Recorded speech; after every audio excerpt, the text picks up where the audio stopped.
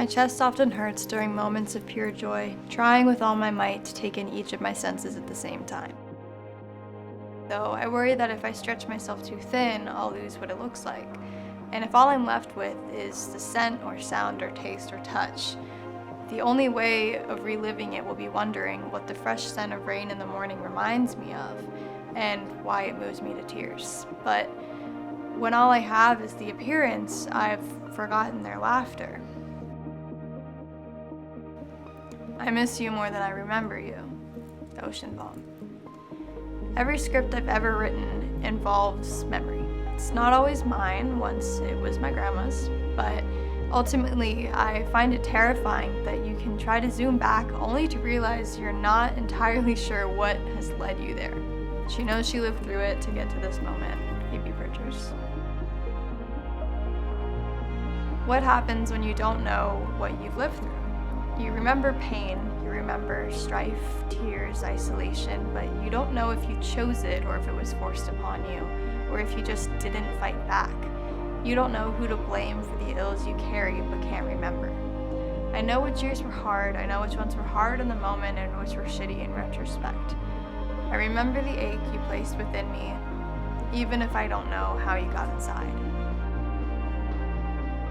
I miss eyes I couldn't paint. I miss laughs I couldn't find in a crowded room. I miss graces I couldn't place. I miss perfumes I will never find. I miss recipes that were a stroke of luck. I will never be there again. I am only here.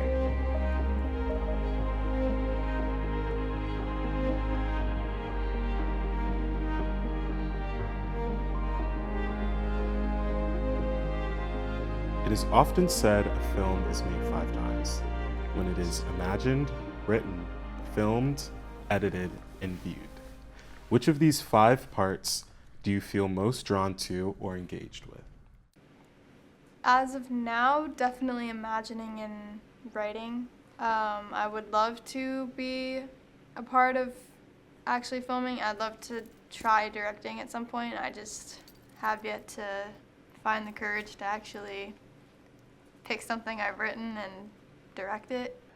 I definitely feel most drawn to the imagining and the filming parts of filmmaking. I think those are the most collaborative parts, and that's the part that I really enjoy. I love working with others. I love being on set physically. I'm going to pick 3 of them. I'm going to start with Imagine, because I think that is the best place for a film to exist, because it's the best it could possibly be. Like, whatever you imagine, like, that is the ultimate goal. But then I would also pick When It's Being Filmed, because I think the best part of filmmaking is how collaborative it is.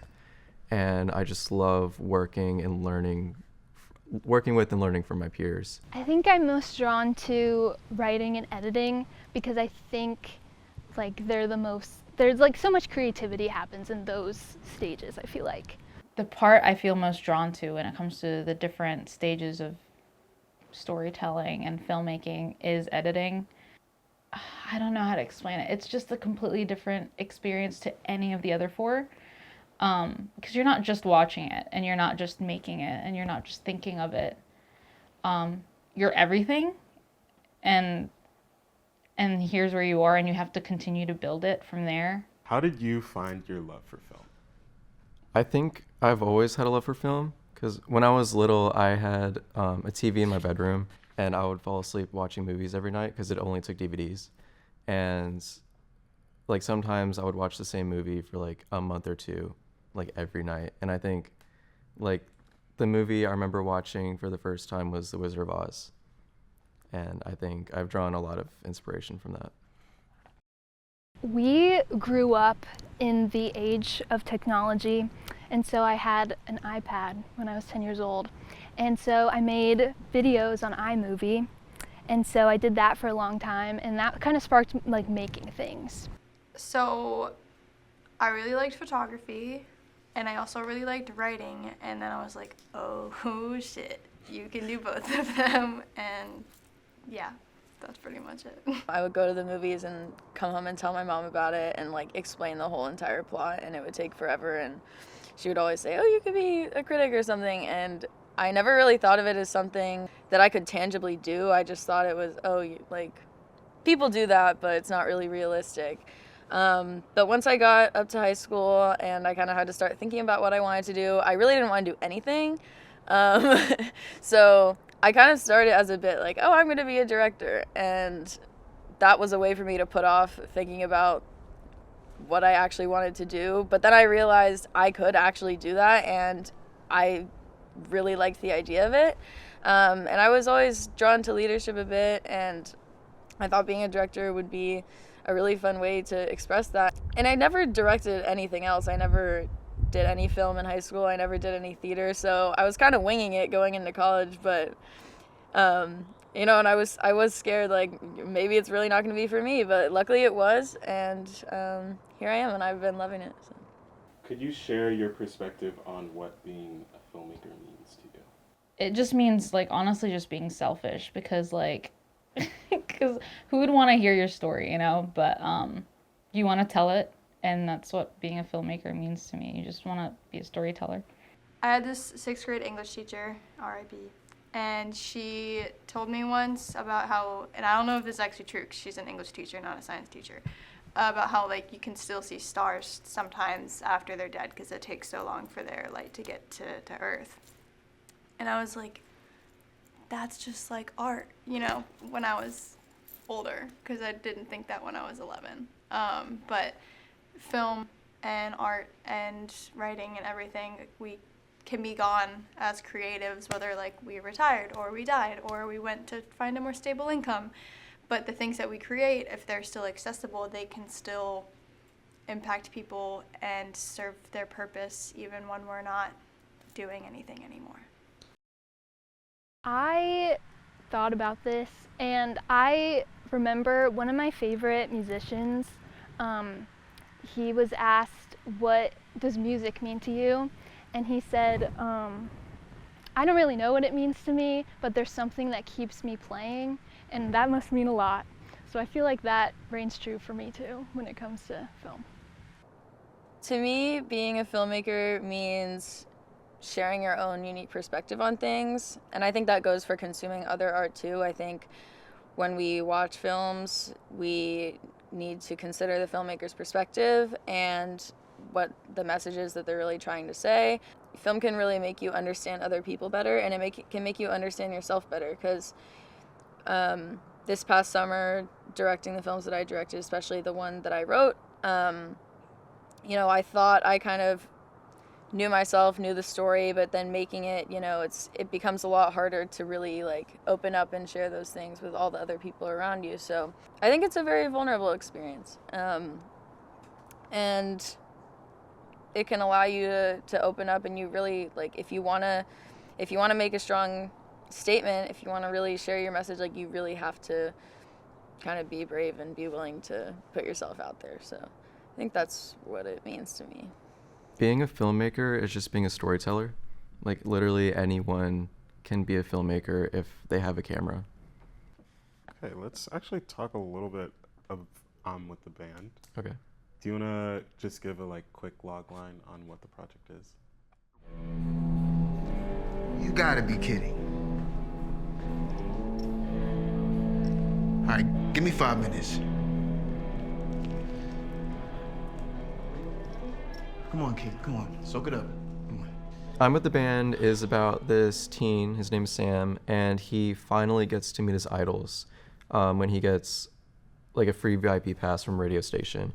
And he gets to go backstage, meet the bands, and then go to the performance. But it's one of those never meet your idols scenarios where they turn out to be, like, terrible people. Hi, you have no idea how much your music means to me. I've never related to lyrics the way I relate to yours. I mean, I feel like you're living inside my brain or something. Like, how are you that accurate?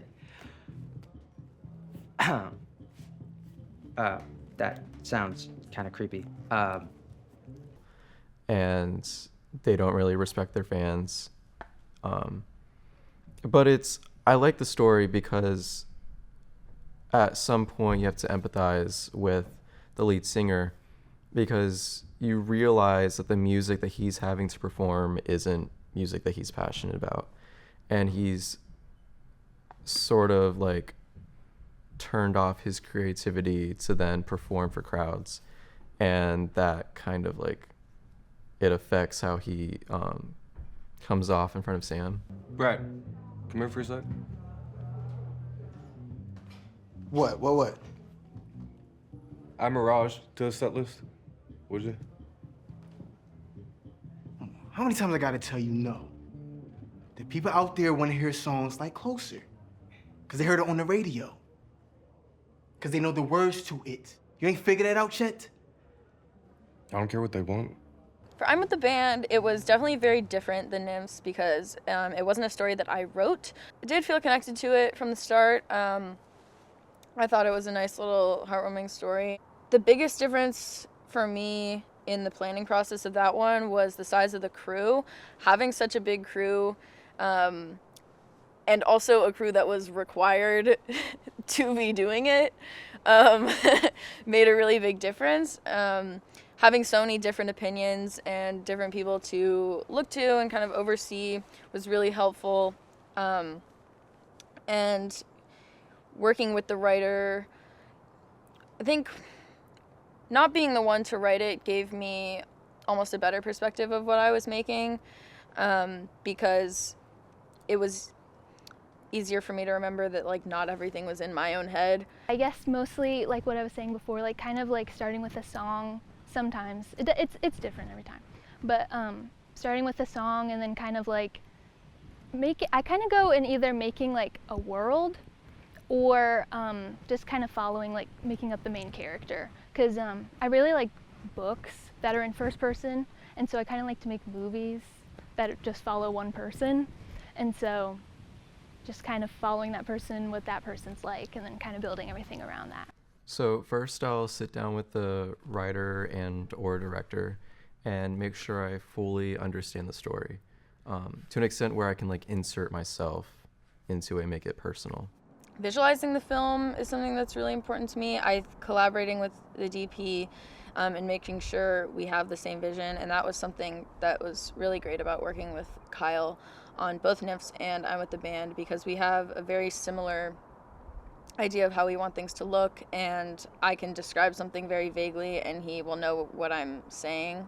He has psychic abilities, as he would say himself. I'll usually just make a bunch of mood boards and shot decks and reference sheets, and then I meet with the director again and we create the storyboard and shot list and make sure we have a mutual understanding of how it's going to play out on set.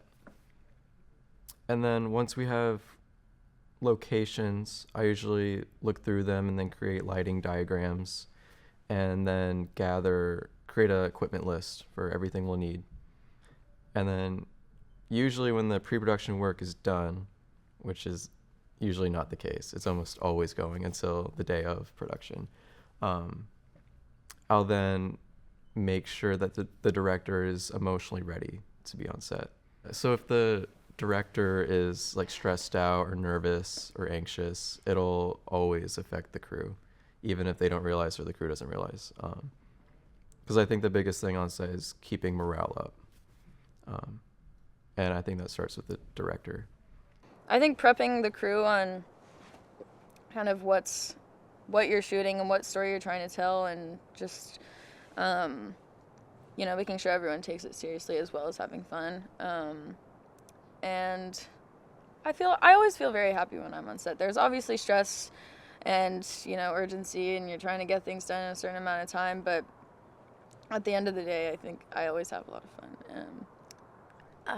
My favorite shot of I'm with the Band. Whenever we were just on Sam, the protagonist, he was always centered in frame. We were straight on, and we were like moving through the sets with him. It was pretty energetic. But then when he's in front of the band, I kept him small in the frame, isolated from the other characters. The concert scene is probably my favorite part. I don't know if there's one specific shot. I do really like the shot that pushes in really, really slowly on Sam and the crowd. That's probably my favorite shot. I think our footage of the performers look great. I love those. But that one of Sam, I think we did really great with the lights. That was something that I think really made it pop. And Brian, our lead actor, was just awesome. I barely had to do anything with him. He like got the character from the start. I think he was Sam. Well, with the band, when we were on the stage, I wanted to convey how, in the moment, how passionate they were about the music they were playing. So that was one of the only times we switched to handheld, and we were like up close and personal with the musicians. And like when they were doing certain guitar riffs, the camera was like moving with the guitar. It was like, it was all lively and dynamic.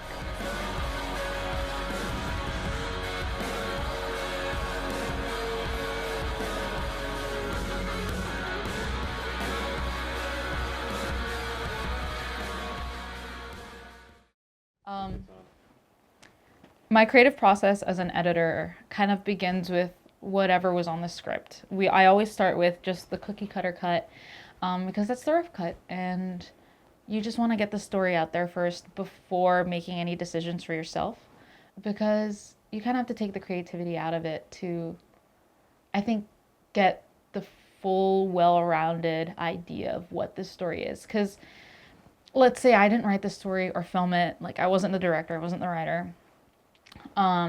Like, who am I to take things away before showing them what they had in mind first? And then we get into the creative process of figuring out, maybe answering things that were left unanswered that, you know, kind of wasn't in the script. You know, filling in some holes or rearranging things and making it a little bit more engaging that, you know, if it played in the script, but it didn't play in the cut, that's always a great way to improve it. But my thought process throughout it, I think you really get to know these characters and this story, and you're really immersed in this world when you've already spent hours trying to get the first cut in, that now that you're already a family with this film, I think the thought process is treating it like family and just taking care of it and making sure that she makes it. She makes it out.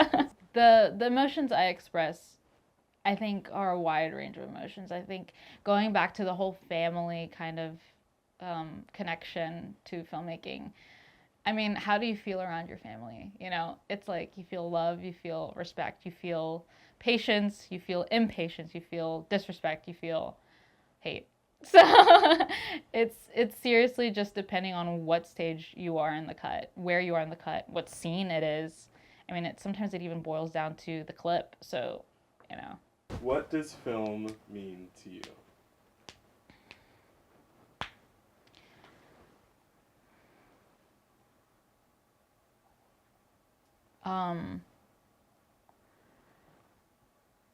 I can't think of this really, but I guess just to answer the question first, film means everything to me. It means my life, it means how I grew up, it means how I want to die, literally. It means, you know, how I want to be seen in other people's lives. And it means how I will see myself and accept myself, you know. It just means so much, and it defines everything in my life. It's truth. Film is truth, but also like exposure.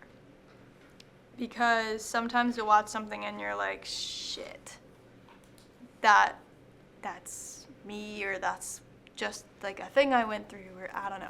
But then sometimes you watch something that you can't relate to in the slightest, and that's where kind of the exposure comes in. Because I thought specifically about Portrait of a Lady on Fire, and I was like, that can make like grown men cry in this day and age. They have never been a 1700s lesbian, but look at them, they're sobbing. Like, you don't need to have experienced it to feel it, and that's what's incredible.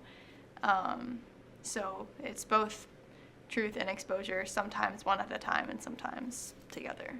most of the time I feel like it's together.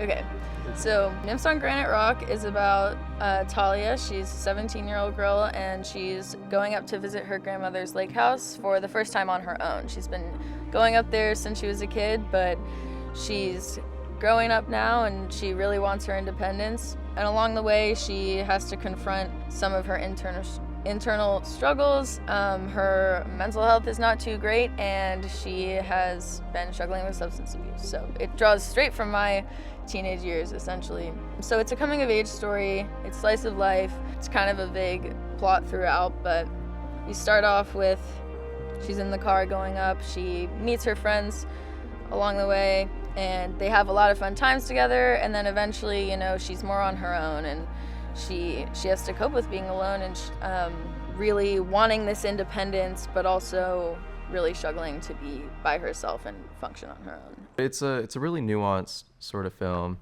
and the way it's told is pretty subtle, but the themes are strong. But we wanted to include a lot of like earthy, natural sounds, so there was a lot of acoustics in the music, and I think it came through in the visuals.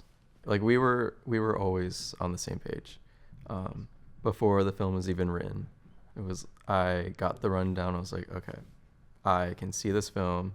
I think we both see this film, and it's gonna look great. And then when we were on set, it was such a fast-paced production because we had to shoot 73 scenes in 10 days, and there was one day we did 13 scenes at like 4 different locations, and almost every setup was like less than 3 takes, and I don't know, we were both like so proud of it, and it was just an amazing experience working with them.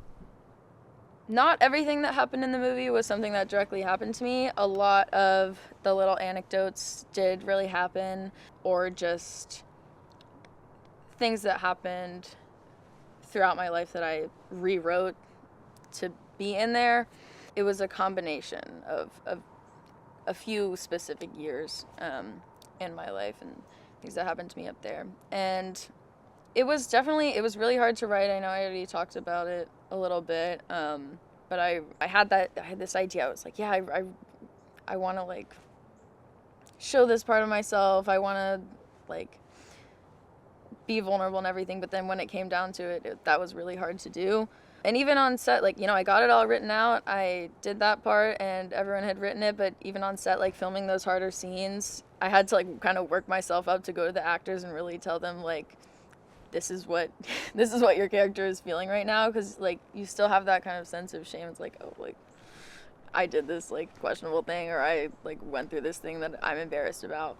There's one scene specifically where my main character has like gotten home from work and her friends have abandoned her a little bit. They're off somewhere that she doesn't really know where they are, and she's by herself, and she just sits down on the floor, and we have a really long shot of her just like binge eating ice cream and drinking a bottle of wine.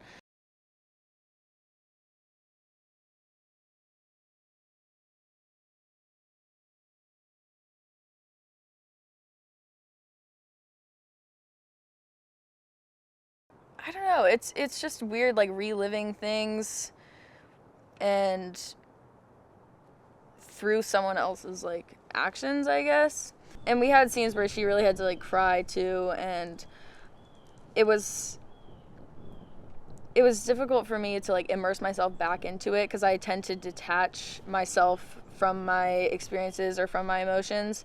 So having them come back up was hard to deal with.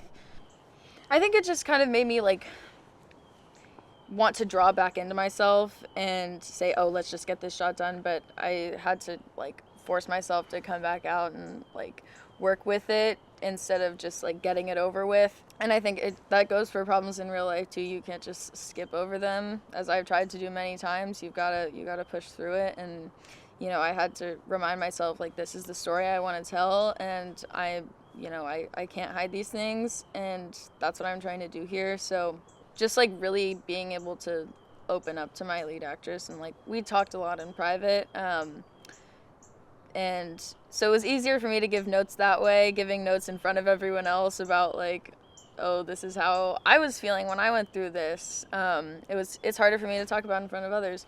It brought up some scary emotions, a lot of regret and guilt, I think, but also kind of realizing how far I come, and made me proud to be not in that place anymore. One of the last scenes, the characters are on a hike and they're going up a mountain, and then they have like a whole heartfelt conversation at the top. But anyways, we had this whole debacle where we were out. We didn't have the right cards for the camera, so we couldn't shoot things for the first few days we were there, and we were all off schedule, and we were not going to have any free days. And I was freaking out going to the post office, and the lady was being so rude. And even though she had my package, she wouldn't go look for it. So I made like 6 trips to the post office that day. But we finally got the cards, and the mountain was the first thing we shot. So we drove to the mountain, and we were gonna do it earlier in the day, but Kyle said, no, let's go later because the light will be better. Kyle.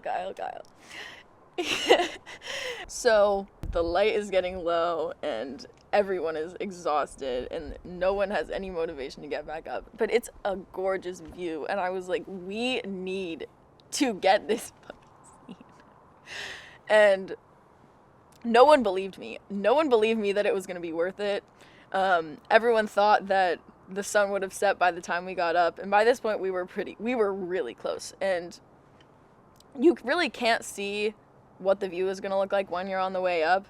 And so like there's kind of a spot where it's like, oh, you can see the lookout now, but it's nothing close to what it actually is at the peak. So I think Colin and I and Poppy, my lead actress, like we trekked to the top. We're like, oh my god. And the sun was just starting to set, and it was beautiful, and the sky was all pink, and there was just like a little mist, and you can see the whole entire lake. We have a shot that all 3 of our main actors walk out to the edge, and the sun is like setting, and it's all nice and pink and colorful, and you can see the whole lake, and that's my favorite shot. It's really, really lovely. It was hard to reflect on it in the moment because like we shot it over 12 hours, and then I had to be up 6 hours later to keep going.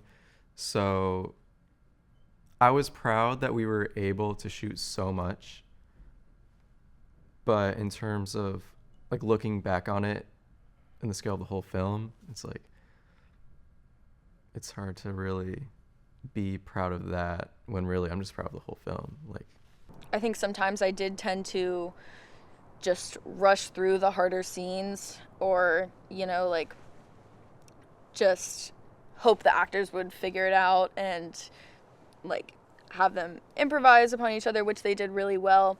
But at the same time, I think I could have opened up a lot more about myself and working through that with the actors, and not detaching the story from myself, and like kind of owning it. I think I could have done that better.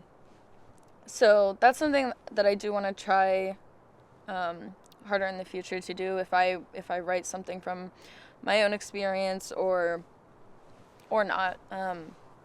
I think just allowing myself to be vulnerable and not saying like, oh, I just like wrote this story, like haha, it means nothing. Like I have to own that like it is emotional, and it is like a difficult thing for me, and I tend to just brush things off and laugh things off, but I think I would have gotten a little bit better of a result if I had been able to do that a bit more. But I'm still very happy with what we got.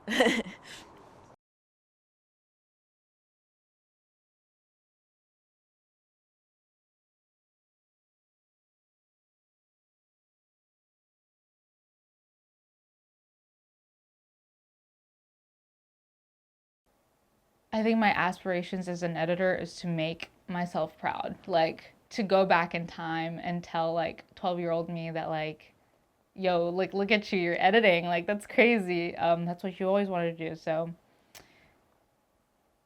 heal that inner child, you know?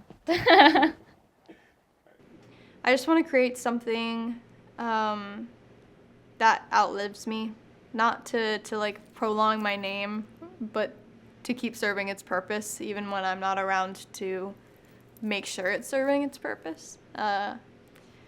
So I don't know, yeah, just have something that lasts, or even if it doesn't, at least last for one person. Kind of my immediate goals, but also my highest, is to just get into the local 600 union, and then eventually I hope to get invited into ASC. But really, if someone who I've never met just happens to know my name because of something I've worked on, then that is my ultimate goal. Like, I think that's something to strive for. I would love to make it big as a director. I think everyone could say that. But in the end, I really just want to be on set, and I want to be a part of making films with my friends. And if I'm able to do that in whatever form it takes, and create art that I'm proud of, then I'll be happy. I don't need, fame or anything. That'd be kind of awesome, but like, I'm not dead set on it. I just wanna make movies, and I think any way I can do that, I'll be satisfied. Like I said before, I just aspire to just keep doing what I'm doing, just to even more, to an even bigger scale. Maybe I'll step into like writing and directing at the same time. We'll see. Yeah. For the industry, I really hope that more unique stories are being told. There's a lot of remakes, and those things are good, but I don't think it should be like the main thing that's happening, because a lot of them are remakes of something that was like 30, 40, 20 years ago. I feel like we need to make something that is the 2020s. Something that we can look back on and be like, oh yeah, that reminds me of that time, rather than something that reminds you of like the 80s and like something before you were born. We need something that's very much this time frame, and it's something that's unique. For people to remember that not everything has to be revolutionary. Sometimes it's just nice, and that's okay. Oh my gosh. Can we please have more Filipinos? Like, are we kidding? I guess I just want to know, and I want it to be possible for kids like me who wanted to see if that was an option. Because, there were only really 3 options growing up, which was nurse, teacher, or engineer. And it's like, great, like, so what's the other stuff?